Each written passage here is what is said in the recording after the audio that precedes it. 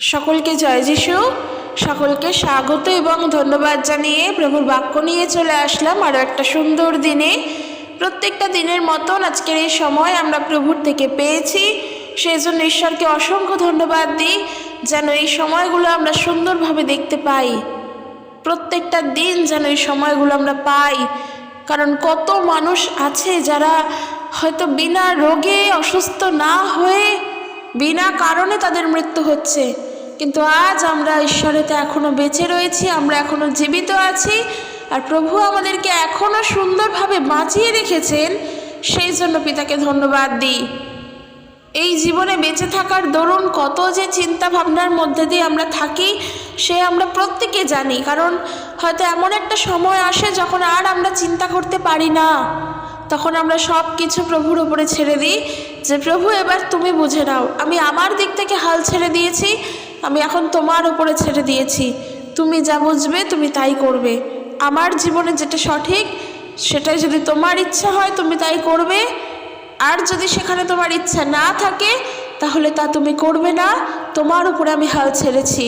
কিন্তু আমরা আর ভাবতে পারছি না, এই যে আমরা হাল ছেড়ে দিই আর প্রভু আমাদের হাল ধরেন, সেই জন্য ঈশ্বরকে ধন্যবাদ দিই।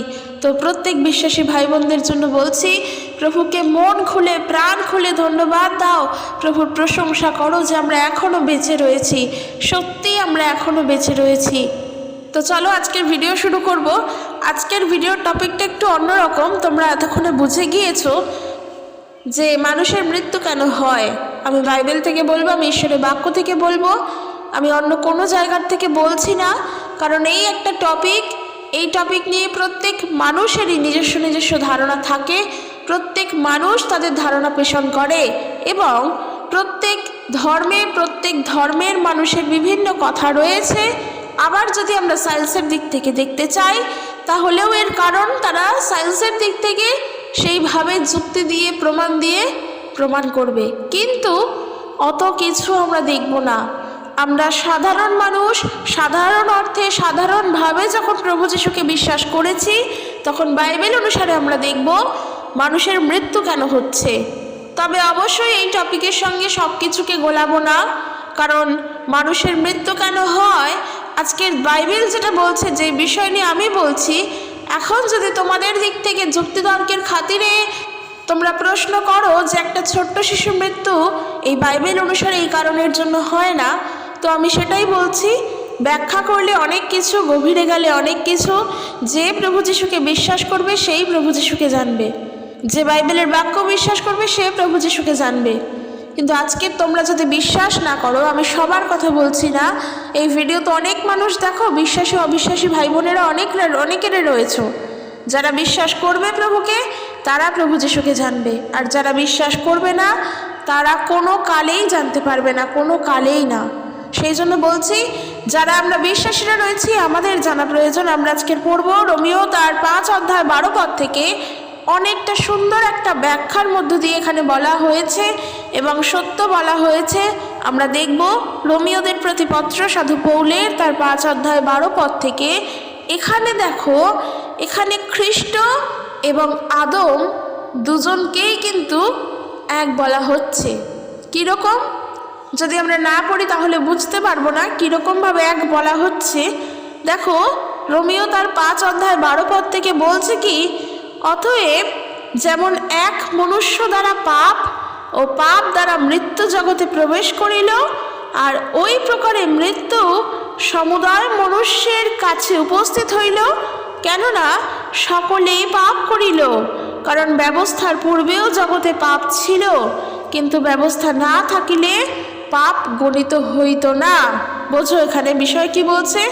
বলছে দেখো, এখানে আমি বললাম খ্রিস্ট এবং আদমের কথা। বলছে কি, একজনের মধ্য দিয়ে যেমন পৃথিবীতে পাপ এসেছিল, তেমনি পাপের সাথে কিন্তু মৃত্যুও এসেছিল। ওই যে বললাম না যে মানুষের মৃত্যু কেন হয়, মানুষের মৃত্যু হওয়া মানে তো তার এই পার্থিব দেহের মৃত্যু ঘটা। একদিন আমরা প্রত্যেকে চোখ বুঝবো, আমাদের প্রত্যেকেরই মৃত্যু ঘটবে, একদিন সকলে মারা যাবে। কিন্তু যারা প্রভু যিশুকে বিশ্বাস করে তারা মরিলেও জীবিত থাকিবে, কারণ প্রভু যিশু তিনি নিজেই পুনরুত্থিত হয়েছেন। আর দেখো এখানে বলছি আমি, এখানে বলছে কি, একজনের মধ্য দিয়ে যেমন পৃথিবীতে পাপ এসেছিল তেমনি পাপের সাথে মৃত্যু এসেছিল, আর সেই মৃত্যু সকল মানুষের কাছে উপস্থিত হয়েছিল। কারণ কি? কারণ সকল মানুষ পাপ করেছে, আর পাপের জন্যই তাদের মৃত্যু হয়েছে। তো মানুষ কেন মৃত্যু হয়? মানুষের মৃত্যু কেন হয়? কারণ মানুষ পাপী, প্রত্যেক মানুষ পাপ করেছে। শাস্ত্র অনুসারে বাক্য বলছে কি, এই পৃথিবীতে একজনও নেই যে কিনা ধার্মিক, যার মধ্যে পাপের লেশমাত্র নেই, এরকম কোনো মানুষ নেই। প্রত্যেকটা মানুষ পাপী, প্রত্যেকটা মানুষ পাপ করেছে। এই জায়গায় দেখো, এই জায়গায় দাউদ বলছে, ঈশ্বরের কাছে প্রার্থনা করে যে আমার জন্ম পাপের মধ্য দিয়ে হয়েছে। তাহলে সেই তর্কে যদি বলি যে একটা ছোট্ট শিশু, তারও একদিন মৃত্যু হবে। আমরাও শিশু ছিলাম, আমরাও যত বড় হয়েছি পাপের বিষয়গুলোকে জেনেছি, পাপ কী জিনিস সেগুলোকে জেনেছি। কিন্তু একটা ছোট্ট শিশুর যদি মৃত্যু ঘটে, তাহলে যদি বলি, তাহলে বলবো সেই শিশুটির জন্ম অবশ্যই কিন্তু পাপের মধ্য দিয়েই হয়েছে। প্রকৃতির নিয়মকে পাপ আমরা বলবো না, কারণ প্রকৃতির যা নিয়ম, যেভাবে সৃষ্টি সেভাবেই সব হচ্ছে, অবশ্যই তা পবিত্র। কিন্তু যদি সেই অর্থে দেখো, প্রভু যীশু খ্রিস্ট তিনি তো সরাসরি পৃথিবীতে এসেছেন। সরাসরি এসেছেন মানে কি? মরিয়মের গর্ভ হইতেই এসেছেন, কিন্তু তার জন্ম তো প্রকৃতির নিয়মে নয়। আমরা তো জানি, তো বড়দিন আসছে, আমরা জানি না প্রভু যীশুর জন্ম কিভাবে হয়েছে। যদি আমরা মথিলিখিত সুসমাচার তার 1 অধ্যায় 20 পদ দেখি, সেখানেই ভাবো, সেখানে দেখো বলছে, তিনি এই সকল ভাবিতেছেন, যোসেফ তিনি ভাবছিলেন। এমন সময় দেখো, প্রভুর এক দূত স্বপ্নে তাহাকে দর্শন দিয়া কহিলেন, যোসেফ, দাউদ সন্তান, তোমার স্ত্রী মরিয়মকে গ্রহণ করিতে ভয় করিও না, কেননা তাহার গর্ভে যাহা জন্মাইছে তাহা পবিত্র আত্মা হইতে হইয়াছে, আর তিনি পুত্র প্রসব করিবেন, এবং তুমি তার নাম রাখবে যীশু, তিনি হলেন ত্রাণকর্তা। তো আমরা জানি প্রভু যীশুর জন্ম হয়েছে ঈশ্বরের আত্মা, পবিত্র আত্মার দ্বারা। আর সেই জায়গায় আজকের মানুষ তো কখনোই সেইভাবে পবিত্র আত্মার দ্বারা হয়নি। কখন হয়েছে? যখন তার নূতন জন্ম হয়েছে, খ্রিস্টকে বিশ্বাস করার পর, খ্রিস্টকে গ্রহণ করার পর। কিন্তু আমাদের যখন শুরুতে, আমরা যখন এই পৃথিবীতে আসলাম, আমাদের জন্ম তো অবশ্যই সেই পাপেরই দ্বারা, যদি আমরা সেই অর্থে দেখি। দাউদ কিন্তু তাই বলছেন। তাই জন্য বাক্য বলছে কি, প্রত্যেক মানুষ পাপ করেছে এবং ঈশ্বরের গৌরববিহীন হয়েছে, আর মানুষের পাপের কারণেই মানুষের মৃত্যু হয়েছে। যেটা বাক্য বলছে কি, রোমিও তার 5 অধ্যায় 12 পদ, সকল মানুষ পাপ করেছে, আর পাপ করার জন্যই সকলের কাছে মৃত্যু উপস্থিত হয়েছে। আর দেখো যেটা 13 পদে বলছে কি, মসির বিধি ব্যবস্থা আসার আগে জগতে পাপ ছিল, অবশ্য তখন বিধি ব্যবস্থা ছিল না বলে ঈশ্বর লোকেদের পাপ গণ্য করতেন না। যখন আমরা আদমের সময় দেখছি, আমরা যখন নোহর সময় দেখলাম, জগতে কিন্তু তখনও পাপ ছিল। আব্রাহামের সময় দেখো, পাপ তো শুরুর থেকেই, পাপ তো শুরুর থেকেই, আদম নিজেই তো পাপ করেছিল, পাপ তো শুরু থেকেই। কিন্তু ঈশ্বর তখন মানুষের পাপকে গণ্য করতেন না, কারণ তখন মসির বিধি ব্যবস্থা ছিল না, নিয়ম কানুন ছিল না, কোনটা পাপ কাজ কোনটা পুণ্যের কাজ, এই কোনো কিছুই ছিল না। তাই বলছে অবশ্য তখন বিধি ব্যবস্থা ছিল না বলে ঈশ্বর লোকেদের পাপ কাজ গণ্য করতেন না। কিন্তু আদমের সময় থেকে মসির সময় পর্যন্ত মৃত্যু কিন্তু সমানে রাজত্ব করেছিল। ঠিক তো?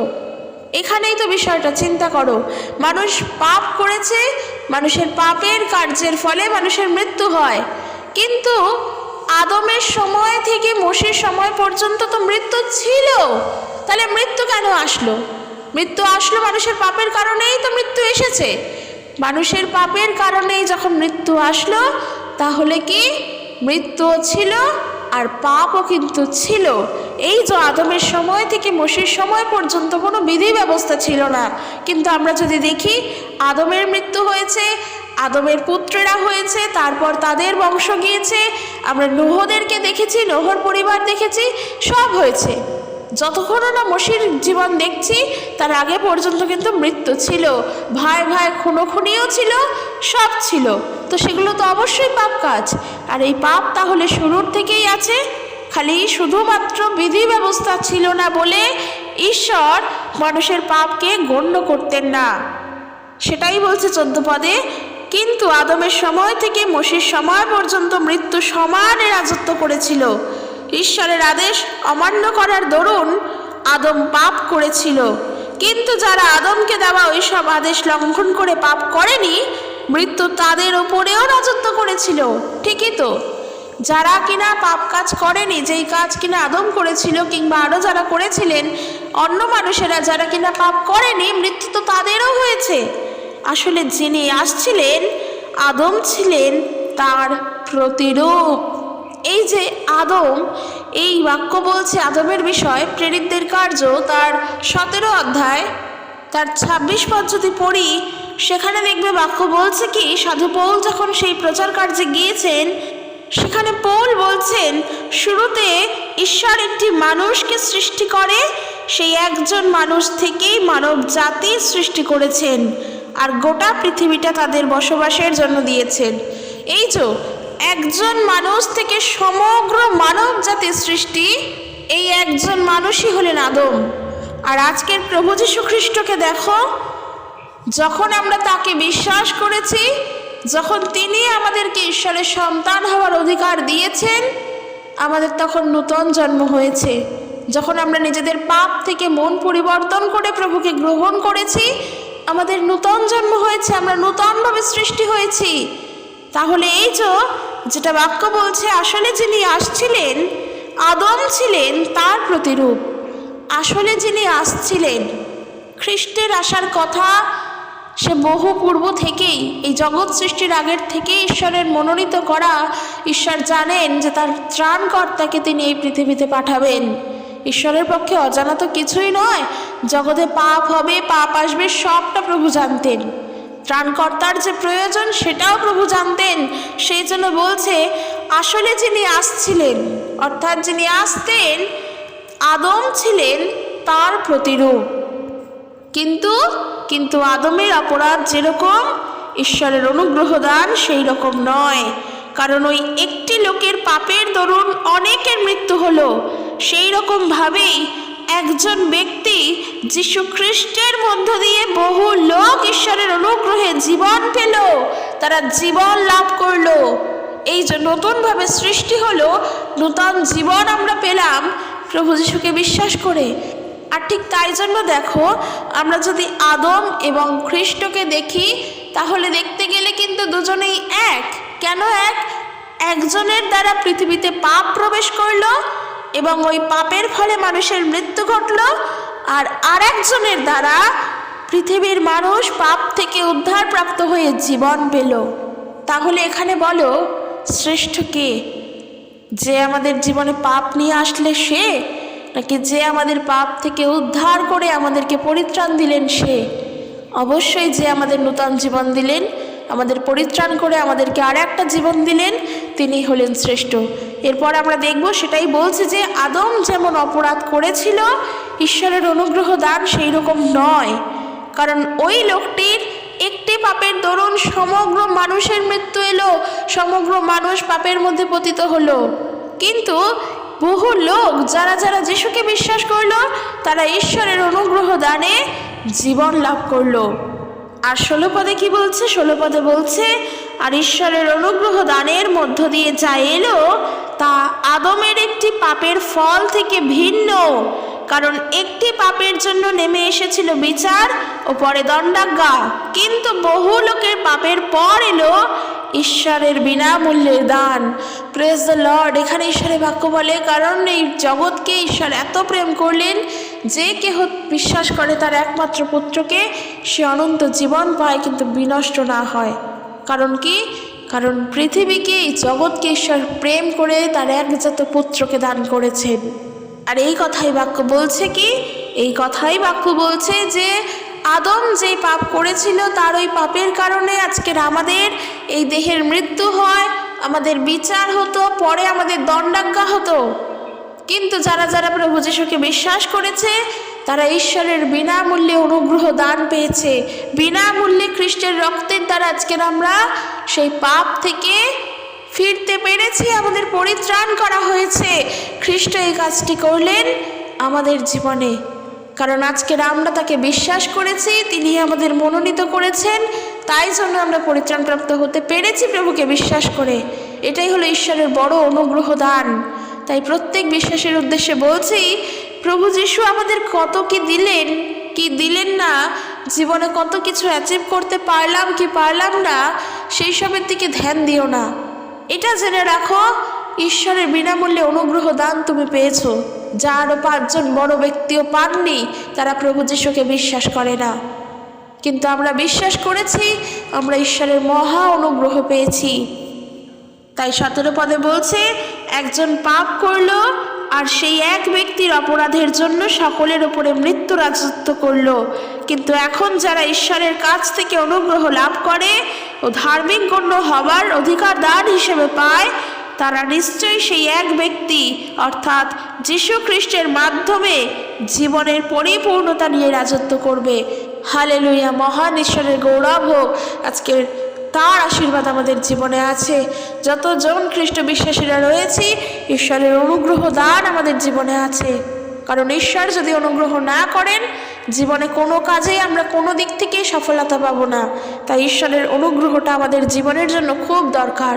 তার জন্য কি করতে হবে? তার উপরে ভরসা রাখতে হবে। 18 পদে বলছে, তাই আদমের একটি পাপ যেমন সকলের উপরে মৃত্যুদণ্ড নিয়ে এলো, সেই একইভাবে খ্রিস্টের একটি ন্যায় কাজের মধ্য দিয়ে তার দ্বারা সকলেই ঈশ্বরের সাক্ষাতে ধার্মিক প্রতিপন্ন হয়েছে, আর তার ফলে তারা প্রকৃত জীবনের অধিকারী হয়েছে। সেই জীবন হলো অনন্ত জীবন। তাই যারা প্রভু যিশুকে জেনে, প্রভু যিশুকে বিশ্বাস করে, প্রভু যিশুর উপরে নির্ভর করে জীবনে বাঁচে, তাদেরও মৃত্যু হবে, সবার মৃত্যু হবে। এখানেও যদি তর্কের খাতিরে মানুষ বলে, তাহলে আজকের যারা প্রভু যিশুকে জানে বা যীশু খ্রিস্টকে বিশ্বাস করে, তাদের কেন মৃত্যু হবে? তাদের তো মৃত্যু হওয়ার কথা নয়, কারণ তারা তো মৃত্যুর দণ্ডাকা তাদের মধ্যে নেই, তারা তো জীবন পেয়ে গিয়েছে। না, সেটা নয়।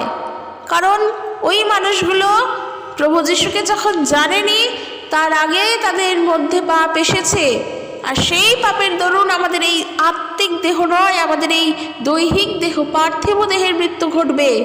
কিন্তু যার দ্বারা আমরা নূতন জন্ম পেলাম, আর একটা জীবন পেলাম, যেই জীবন আমরা পেয়েছি, সেই প্রকৃত জীবন পেলাম, সেই কিন্তু আমাদের থাকবে। কি বলছি? আমরা যদি যোহন তার 3 অধ্যায় 5 পদ দেখি, সেখানে প্রভু যিশু নিকোদিমকে উত্তর করে বলছেন, যদি কেহ জল এবং আত্মা হইতে না জন্মে, তবে সে ঈশ্বরের রাজ্যে প্রবেশ করিতে পারবে না। তো এই যে আমরা যারা বিশ্বাস করি, ভালো করে বুঝবো, প্রভু যিশুকে যারা বিশ্বাস করি, আমাদের জীবনেও মৃত্যু আসবে। কারণ আমরা একদিন পাপীই ছিলাম, পাপই করেছি আমরা। আদমের যেই পাপ ছিল, সেই পাপের দরুন আমরাও মৃত্যুর মধ্যেই, এবং আমরা আমাদের নিজেদের জীবনেও কত রকমের পাপ করেছি। মৃত্যু কিন্তু আমাদের কাছেও এসেছে। এই যে দৈহিক জীবন, এই দেহের জীবন, এই পার্থিব জীবনের মৃত্যু ঘটবে, তা অনিবার্য। কারণ পাপ যখন আছে, পাপের বেতন মৃত্যু, আমরা জানি। তবে একজন বিশ্বাসীর কি হয়েছে? একজন বিশ্বাসী সে ঈশ্বরের অনুগ্রহ পেয়েছে, ঈশ্বরের মহা অনুগ্রহ তার মধ্যে এসেছে। সে বিনামূল্যে প্রভুর অনুগ্রহ লাভ করেছে। আর যখন সে অনুগ্রহ পেয়েছে, সে তখন প্রভু যিশুকে বিশ্বাস করেছে। তার জন্ম তখন আত্মা হইতে হয়েছে, আর যখন তার জন্ম আত্মা হইতে হয়েছে, ঈশ্বরের আত্মা হইতে, তখন সে ঈশ্বরের সন্তান। তাই সে মরিলেও জীবিত থাকবে। বাক্য কথা বলছে, যে কেহ প্রভু যিশুকে বিশ্বাস করে, সে মরিলেও জীবিত থাকিবে, কারণ সে ঈশ্বরের থেকে অনন্ত জীবন লাভ করেছে। এই কথাই বলছে যে সে প্রকৃত জীবনের অধিকারী হয়েছে। সুতরাং যেমন একজনের অবাধ্যতার ফলে সব লোক পাপী বলে গণ্য হলো, সেই রকমভাবে সেই একজনের বাধ্যতার ফলে অনেকে ধার্মিক প্রতিপন্ন হবে। বিধি ব্যবস্থা দেওয়া হয়েছিল যাতে পাপ বৃদ্ধি পায়, কিন্তু যেখানে পাপের বাহুল্য হলো, সেখানে ঈশ্বরের অনুগ্রহ আরও উপচে পড়ল। সত্যি ঈশ্বর আমাদেরকে অনেক প্রেম করেন, ঈশ্বর আমাদেরকে অনেক ভালোবাসেন, যে তিনি আমাদেরকে অনুগ্রহ করেন। তার অনুগ্রহ, তার গ্রেস আমাদের মধ্যে যদি না থাকতো, আমরা তার আশীর্বাদটুকুনিও পেতাম না। সত্যি ঈশ্বরকে ধন্যবাদ দাও। প্রত্যেক বিশ্বাসীর উদ্দেশ্যে, অবিশ্বাসীদের উদ্দেশ্যে, সবার উদ্দেশ্যে বলছি, ঈশ্বরকে ধন্যবাদ দাও যে তোমাদের জীবনে, আমাদের জীবনে, আমাদের সকলের জীবনে ঈশ্বরের অনেক অনুগ্রহ আছে। যদি অনুগ্রহ না থাকতো ঈশ্বরের আশীর্বাদটুকুনি পেতাম না। তাই এখানে বলছে যে যেখানে পাপের বাহুল্য হলো সেখানে ঈশ্বরের অনুগ্রহ আরও উপচে পড়ল। অর্থাৎ যেখানে পাপ আরও বেশি হলো ঈশ্বরের অনুগ্রহ সেখানে আরও বেশি করে উপচে পড়ল। এক সময় যেমন পাপ মৃত্যুর মাধ্যমে আদমের উপরে রাজত্ব করেছিল, সেই রকম ঈশ্বর লোকেদের ওপর তার মহা অনুগ্রহ দান করলেন, যাতে সেই অনুগ্রহ তাদের ঈশ্বরের সাক্ষাতে ধার্মিক প্রতিপন্ন করে তোলে। আর এর ফলেই আমাদের প্রভু যীশু খ্রিস্টের দ্বারা মানুষ অনন্ত জীবন লাভ করে। এই যে অনন্ত জীবন, এই অনন্ত জীবনের মানে কিন্তু অনন্ত কাল ধরে যেই জীবন চলবে। আর এই অনন্ত জীবন আমরা এই পৃথিবীতে থেকে, এই পাপের জগতে থেকে কোনো দিনের জন্য পাবো না। তার জন্য খ্রিস্টকে বিশ্বাস করতে হবে, খ্রিস্টের কাছে নিজের ভুলের ক্ষমার জন্য, নিজের পাপের ক্ষমার জন্য অনুতপ্ত হতে হবে, খ্রিস্টকে বিশ্বাস করে তাকে গ্রহণ করতে হবে। কারণ আমরা জানি প্রত্যেক মানুষ পাপী, কেউ বলবে না যে আমি পাপ করিনি, বরং যে বলবে সে সেই মুহূর্তেই বড় ভুল করছে। নিজেকে পাপী বলে স্বীকার করতে হবে, কারণ পাপ এসেছিল ওই একজনেরই মধ্য দিয়ে, আর ওই একজনেরই মধ্য দিয়ে সমগ্র মানব জাতির সৃষ্টি করেছেন ঈশ্বর। তো যখন মানব জাতির সৃষ্টি তখন পাপ তো অবশ্যই থাকবে, এবং ওই পাপ থেকে উদ্ধার করার জন্য তিনি আসলেন, যাকে আমরা বিশ্বাস করে গ্রহণ করলাম। আর তিনি হলেন খ্রিস্ট যীশু, কারণ তিনি হলেন অনন্ত জীবন। তিনি বলছেন আমি পথ সত্য জীবন। এই জীবনই হলো অনন্ত জীবন, যেই অনন্ত জীবন তাকে বিশ্বাস করলে পাওয়া যাবে।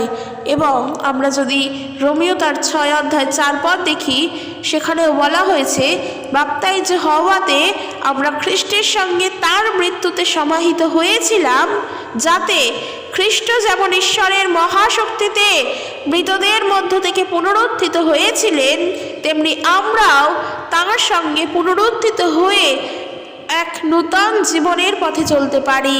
এই যে নূতন জীবনের পথে চলা, যা চলবে, সেই হলো অনন্ত জীবন। আর এই জীবন কোথায় চলবে সেটা আমরা জানি না, কিন্তু আমরা এটা জানি এই জীবন খ্রিস্টেতেই আছে। তাই তাকে বিশ্বাস করো, তাকে গ্রহণ করো।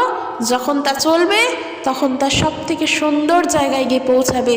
তখন তা চলবে, সেখানে কোনো দুঃখ নেই, সেখানে কোনো কান্না নেই, সেখানে আছে আনন্দ, হাসি, আনন্দ, প্রেম, যা ঈশ্বরের দেওয়া। তাই ওই জীবনের জন্য অপেক্ষায় থাকো। প্রত্যেক বিশ্বাসীর উচিত তার অনন্ত জীবনের জন্য অপেক্ষায় থাকা।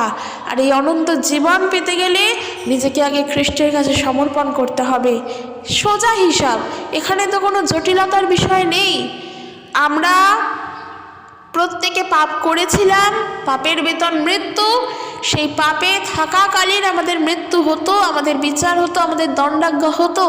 কিন্তু আমাদের ওপর যে ঈশ্বরের এত অনুগ্রহ রয়েছে, আমরা যে প্রভু যীশুকে জানতে পারলাম, আর আমাদের মধ্যে সেই দণ্ডাজ্ঞা নেই, আমাদের প্রতি সেই বিচারাজ্ঞা নেই।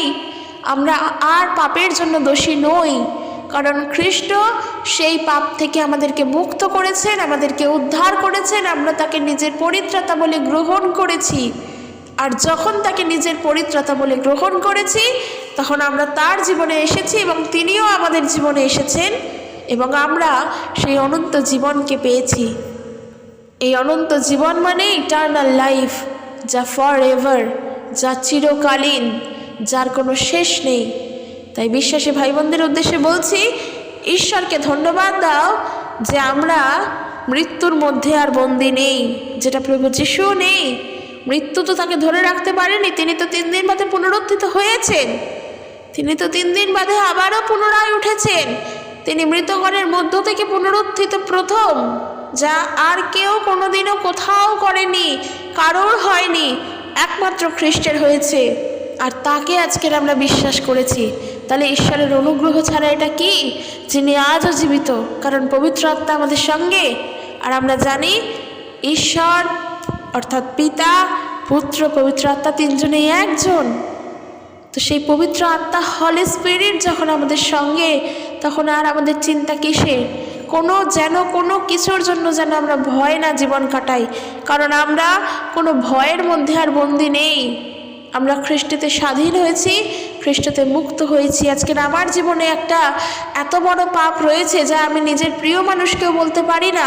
প্রভু গো, সেই পাপের দরুন আমার কী হবে, আমি কোথায় যাব, তুমি আমাকে উদ্ধার করো। এই যে কথা যদি বলো যে প্রভু তুমি আমাকে উদ্ধার করো এই পাপের জন্য, যখন আমরা এরম করে প্রার্থনা করব যে প্রভু তুমি আমাকে আমার ওই পাপের জন্য ক্ষমা করো, উদ্ধার করো, কারণ ওই পাপের জন্য আজকের আমি অনেক চিন্তিত, জানবে সেই মুহূর্তে তুমি ক্ষমা পাচ্ছ, কারণ তুমি বিশ্বাস করছো প্রভু তোমাকে ক্ষমা করবেন আর তুমি পরবর্তী সময় সেই পাপ করবে না, তাহলেই তুমি ক্ষমা পাবে।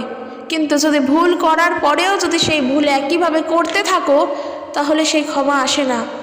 তার জন্য অনুতপ্ত হৃদয় প্রভুর কাছে বসে বলতে হয়, প্রভু আমি আর ভুল করব না, তুমি আমাকে ক্ষমা করো। তার জন্য আর চিন্তা থেকো না, প্রভু ক্ষমা করবেন। কিন্তু ওই পাপের জন্য নরকে গিয়ে পড়বে এই চিন্তা করো না, কারণ তুমি তো যিশুকে জেনেছো, তার কাছে তুমি তোমার পাপকে সমর্পণ করেছো, সে তোমার পাপ থেকে তোমাকে ধুয়ে দিয়েছেন, তোমার উপরে তার অনুগ্রহ প্রদান করেছেন। তাহলে আর কেন ভয় পাচ্ছ, কেন চিন্তা করছো, কেন উদ্বিগ্ন হচ্ছ?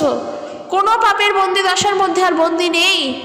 যখন তুমি সেই পাপ থেকে মন ফিরিয়ে প্রভু সেবা কার্য করছো, যখন তুমি সেই পাপ থেকে মন ফিরিয়ে প্রভু যিশুকে বিশ্বাস করেছো, তুমি অনন্ত জীবনের অধিকারী হয়েছো। অধিকারী তো হতে হবে, ওই জীবনে প্রবেশের জন্য তো আমাদের অধিকার প্রয়োজন। আমরা তো নিজের থেকে গিয়ে দখল করে বসতে পারবো না, আমাদেরকে অধিকার দেবে, তাহলে আমরা ওই জীবনের অধিকারী হব। তাহলে অধিকার পাওয়ার জন্য যার থেকে পাবো আগে তাকে বিশ্বাস করো, তার কাছে যাও, তার কাছে জানো, তারপর তো তুমি ওই জীবনের অধিকারী হবে। কারণ বাক্য বলে যে কেহ তাহাতে বিশ্বাস করে সে বিনষ্ট হয় না, কিন্তু অনন্ত জীবন পায়। সত্যি ঈশ্বরের অনুগ্রহ আমাদের উপরে আছে। তাই প্রত্যেক বিশ্বাসের উদ্দেশ্যে বলছি, মৃত্যু মানুষের কেন হয়, কেন মানুষের জীবনে মৃত্যু আসে, আজকের এই বিষয় বাক্য আমাদেরকে এই শিক্ষা দেয়, বাইবেল আমাদেরকে এই শিক্ষা দেয়। আমরা এই শিক্ষা গ্রহণ করি, আমরা বিশ্বাস করি, কারণ এ সত্য। আমরা বিশ্বাস করি চাই না করি, যা সত্য তা সত্যই থাকবে। কিন্তু বিভিন্ন জন বিভিন্নভাবে এর ব্যাখ্যা করবে, যে যেভাবে পারে সে সেই মতন ব্যাখ্যা করুক, কিন্তু তুমি যা বিশ্বাস করবে জানবে সেটা তোমার জীবনের জন্য সত্য, কারণ ঈশ্বর তোমাকে তা বুঝতে সাহায্য করেন যখন তুমি প্রভুর উপরে নির্ভর করো। যখন তুমি প্রভু যিশুকে বিশ্বাস করো, তখন তুমি যেটা বুঝবে সেটা তোমাকে ঈশ্বর বুঝতে সাহায্য করবেন, আর তার জন্য প্রয়োজন প্রার্থনা করা। তাই জন্য বলছি, যখন আমরা প্রভু যিশুকে জেনেছি, তখন আমাদের উচিত নিজেদের পাপ সকল ঈশ্বরের কাছে নিয়ে এসে রাখা, যেন প্রভু তুমি আমাদের পাপগুলোকে ক্ষমা করো। আমরা তোমার সেই অনন্ত জীবনে পৌঁছতে চাই, আমরা তোমাকে গ্রহণ করতে চাই, তোমাকে বিশ্বাস করতে চাই। আমরা যেন আর সেই ভুলগুলো না করি, তুমি আমাদেরকে রক্ষা করো, তুমি আমাদেরকে ক্ষমা করো। কারণ প্রভু যিশু তিনি ক্ষমাবান ঈশ্বর, তিনি প্রকৃত প্রেমময় ঈশ্বর, তিনি আমাদেরকে রক্ষা করবেন, কারণ তিনি হলেন ন্যায় বিচারক। তার বিচার যখন হবে, ঈশ্বর যখন বিচার করবেন তা সত্যের, তার ন্যায়ের। যখন ঈশ্বর বিচার করবেন, সেখানে কোনো রকমের জটিলতা, কোনো কূটনৈতিক, কোনো রাজনৈতিক, কোনো রকমের কোনো বিপদগামী কথা কিচ্ছু থাকবে না। সেখানের বিচার ন্যায়ের বিচার হবে এবং সত্যের বিচার হবে।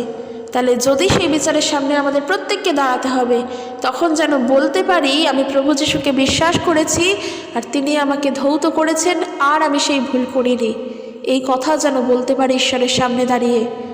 ঈশ্বর আমাদেরকে ক্ষমা করবেন, ঈশ্বর আমাদেরকে আশীর্বাদ করবেন, তিনি আমাদের সহায়বর্তী হবেন। তাই প্রত্যেক বিশ্বাসী ভাই বোনদের উদ্দেশ্যে বলছি, প্রভু যিশুকে যখন জানো, তখন আর অন্য কিছুর জন্য চিন্তা করো না যে আমার এই কাজের জন্য আমার কি হবে, আমার সেই কাজের জন্য আমার কি হবে। এবং আর যারা অবিশ্বাসীরা রয়েছে তাদের উদ্দেশ্যে বলছি, প্রভু যিশুকে বিশ্বাস করো, প্রভু যিশুকে বিশ্বাস করো, আর কিচ্ছু করতে হবে না, বিশ্বাস করো। প্রভুকে বিশ্বাস করে তাকে গ্রহণ করো, দেখবে পাপের ক্ষমা পাবে যখন নিজের পাপের কথাগুলো প্রভুর কাছে বলবে। আর এই পাপের কথা বলা তো ঈশ্বরের কাছে বলা। আমরা ভুল করেছি, আমরা জানি আমাদেরকে ক্ষমা তিনি করবেন, তাহলে আমরা বলবো না কেন? ঈশ্বরের কাছে বলছি, আমরা যে কী ভুল করেছি সেটা প্রভুর কাছে জানাচ্ছি, তিনি আমাদেরকে ক্ষমা করবেন। তাহলে আমাদের লজ্জাটা কেন থাকবে? বরং যদি না বলি সেখানে লজ্জা, যদি নিজেরা গোপন করে যাই, এবং ঈশ্বর যখন নিজের থেকে দেখিয়ে দেবেন যে আমাদের ভুল জায়গাটা আমরা গোপন করে গিয়েছি, বরং সেটার জন্য আরও বেশি করে তখন কষ্ট হবে। বরং তার থেকে ভালো কি নিজের ভুলের ক্ষমাটা নিজেই চাই, নিজের ভুলের কথা তার কাছে নিজেই আনি, কারণ সেই উত্তর পায় প্রার্থনায় যে নিজের পাপ স্বীকার করে। তাহলে পাপ স্বীকার করাটা আমাদের জন্য বড্ড প্রয়োজন। নিজের ভুলটা স্বীকার করতে হবে, নিজের ভুল থেকে ক্ষমা পাওয়ার জন্য প্রার্থনা করতে হবে। সেই জন্য বলছি বিশ্বাসী ভাই বোনদের এবং অবিশ্বাসীদের জন্য, যারা যারা এই ভিডিওটি শুনছো, প্রভু যিশুকে বিশ্বাস করো, ক্ষমা পাবে। এখানে অন্য কিছু দেখতে এসো না, অন্য কিচ্ছু নেই। কোন ধর্ম, কোন ধর্মের, কোন জাতের, এই ধর্ম সমন্বয় করতে করতেই মানুষ জীবনে পাপ করেই চলেছে। ঈশ্বরকে গ্রহণ করো, নিজের হৃদয়কে শুদ্ধ করো, নিজের হৃদয়কে কোমল করে ঈশ্বরকে বিশ্বাস করো। ঈশ্বর মানুষের ধর্ম দেখতে আসেন না, তিনি আমাদের পাপ থেকে উদ্ধার করতে এসেছেন, আমাদের পাপ থেকে তিনি পরিত্রাণ দিতে এসেছেন। তিনি আমাদের ধর্ম দেখে পরিত্রাণ দিতে আসেননি। তাই জন্য বলছি, ধর্ম ভেদাভেদ করতে করতে আমরা হয়তো এই সত্যের জায়গাগুলো ভুলে যাই। তাই প্রত্যেকের উদ্দেশ্যে আজকের আবার একটাই কথা, হয়তো আমরা শিখতে পারলাম যে মানুষের মৃত্যু কেন হয়, এবং মানুষের মৃত্যু হলেও, বিশ্বাসীদের মৃত্যু হলেও তাদের কি হবে। তো যদি কারোর ভালো লেগে থাকে অবশ্যই ভিডিওটি লাইক করে দিও আর ভিডিওটি শেয়ার করো, কারণ প্রভু যীশু খ্রিস্টের এই সত্য সুসমাচার বহু মানুষের কাছে নেই, তারা এখনও জানে না খ্রিস্টকে। এই সত্য সুসমাচারের বাণী সকলের কাছে পৌঁছে দাও, কারণ সুসমাচার প্রত্যেকের কাছে পৌঁছতে হবে। আর আমরা জানি বড়দিন আসছে, অনেক আনন্দের দিন, মহা আনন্দের দিন। ওই দিন আমরা যেন অনেক মানুষ প্রভুকে বিশ্বাস করতে পারি, নিজের পরিত্রাতা বলে তাকে গ্রহণ করতে পারি, কারণ ওই দিন বড়দিন। যদিও আমাদের জন্য বড়দিন প্রত্যেকটা দিন, কারণ আমরা যখন প্রভুকে নিজের পরিত্রাতা বলে নিজেদের হৃদয় গ্রহণ করি, আমরা জানি সেই দিনই আমাদের জন্য বড়দিন, কারণ যেই দিন খ্রিস্ট আমাদের জীবনে আছেন সেই দিন আমাদের বড়দিন। তো প্রত্যেকটা দিন বড়দিন। তাই এই জন্য আমরা প্রত্যেকে যেন প্রভুকে বিশ্বাস করে গ্রহণ করি, প্রভুর উপরে যেন ভরসা রাখতে পারি, আর যেন কোনো বিষয়েরই জন্য চিন্তিত না হই, সমস্ত ভার যেন প্রভুর উপরে ছাড়তে পারি। তার যে ইচ্ছা হবে তিনি আমাদের জীবনের জন্য তাই করবেন। তো আজকের আমি এখানেই শেষ করতে চাই। ভিডিওটি যদি ভালো লাগে অবশ্যই লাইক করে দিও। ঈশ্বর তার আপন বাক্যে প্রত্যেককে আশীর্বাদ যুক্ত করুক। জয় যিশু, প্রেজ দ্য লর্ড।